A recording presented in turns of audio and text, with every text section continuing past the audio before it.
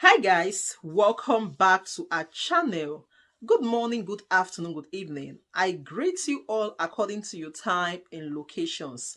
Thank you so much for tuning in. So guys, I have a video here I would like we all to watch.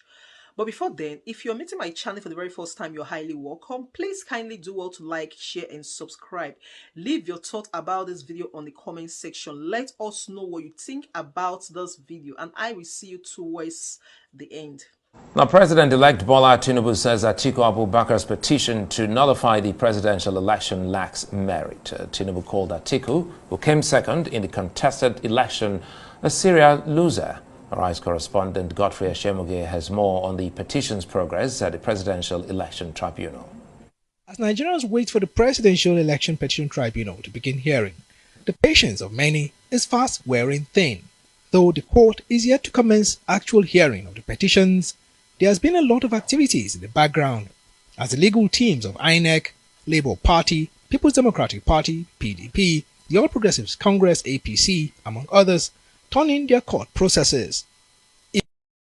Even now, the key players are not pulling punches as they attempt to prove or disprove the credibility of the presidential election, which Bola Tinubu of the APC was declared winner with 8 million votes, defeating Atiku Abubakar to second place with 6 million votes.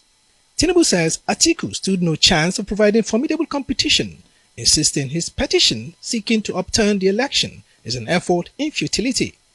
Tinubu's legal team has also prayed the tribunal to dismiss the petition of Peter Obi's Labour Party for lacking in merit.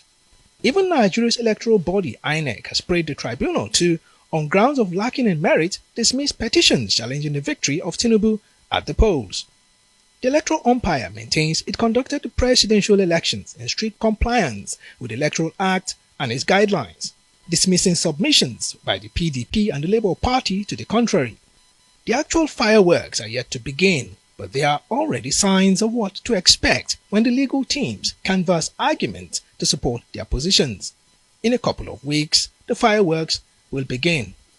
Godfrey Ashemoge, Arise News. All right, Rise Judiciary Editor Toby Shoni joins us now to tell us exactly what to expect and when exactly will the fireworks begin. Good to see you on Newsnight tonight. Well, this was expected to be a fight of senior advocates of Nigeria. We're told about 90 or so of them are battle ready. Exactly where are we right now?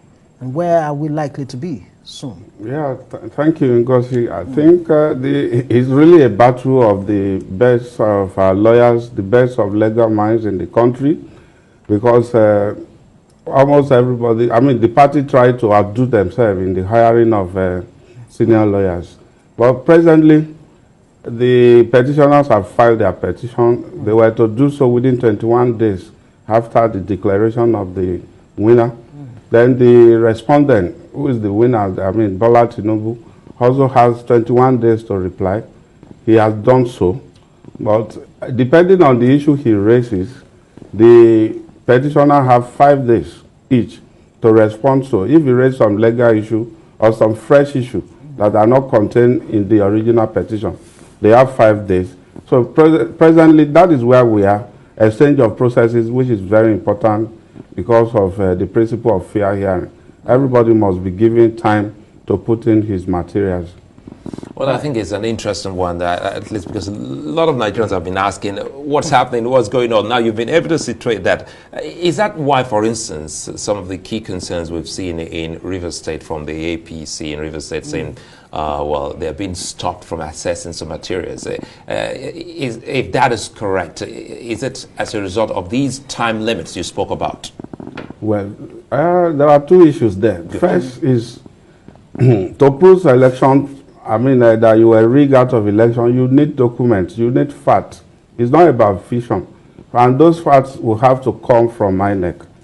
So that is why you see one party blocking the other from having access to those documents. So that is very important. The second leg of your question is, well, apart from the fact that you need the document to prove your case, the legal profession is a rule-based one. is strictly rule-based, because if you deny somebody the rights to, file to go through the timing that is allowed for him, it will be a basis to set aside the judgment. So that is why they allowed everybody to exercise that right, so that the judgment will be very sound at the end of it all. Because you can easily raise the issue that I was denying the right to fair hearing. And so many cases have been set aside for lack of fair hearing. One can expect that it will definitely be very cumbersome. And I'm glad you talk about the fact that, the courts are rule-based, right? Yeah. Which means the outcomes are, to a very large extent, predictable. Is that what you're saying?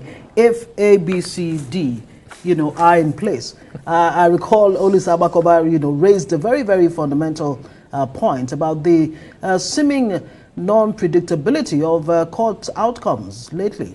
Well, yeah, everybody has expressed concern because Nigerian judicial system is based on precedent, meaning that you should be able to advise your clients based on the fact. Right. There's hardly any case that has not been adjudicated upon. So you can say, based on what this court has said, this is what you should do. But in recent time, it's been difficult. The court has been going left and right, and have not been really, following the precedent strictly. I don't want to cite some examples, but lawyers are concerned that the principle of precedent is being attacked, and it's becoming difficult for them to advise their clients. Yeah. You know, when you say you don't want to cite example, I said to myself that now this is the lawyer in the journalist speaking now. Very quickly now, let's talk about the contestants who are already in court and how some of them are still talking about these issues. How does it affect some of the key concerns for lawyers and the judiciary? Well, I hope I get your question right. Well, some of these lawyers, you see, the point is lawyers are beneficiaries of what is happening. That is why you hardly see reform. We keep complaining that there are delays. Well, it's lawyers that, most of the time, they are lawyers that cause the delay. So they are beneficiaries of the system that is not working. And that is why the system is not likely to work. But if they are not benefiting from it, I'm sure it should be very easy to call for an amendment. All of us can quickly agree. You see, a lawyer that is frustrated today due to delay will be the one causing delay in another case tomorrow. Right. So it's kind of intertwined. Yeah. I wonder what needs to be done, to actually change that trajectory. Let's take INEC, that ordinarily should be a neutral party in all of this, is part of the litigation. As a matter of fact, INEC has set aside about 3 billion naira to prosecute the post-election litigations. What do you make of the fact that INEC is part of this? Yeah, and how will, its active participation affect proceedings? It is the legal system that we run. I remember in the Justice Way's report on electoral reform, he did suggest that the owners should shift to INEC to prove that the election was conducted in line with the law. But now, that is not the case. Now, INEC enjoy what we call the regularity, the presumption of regularity. Anything INEC does is presumed in law to be correct until the contrary is proved. And that one puts too much heavy weight on the petitioners to prove. It's INEC that will have to give you the document. I'm sure you remember how they were frustrated from getting those documents.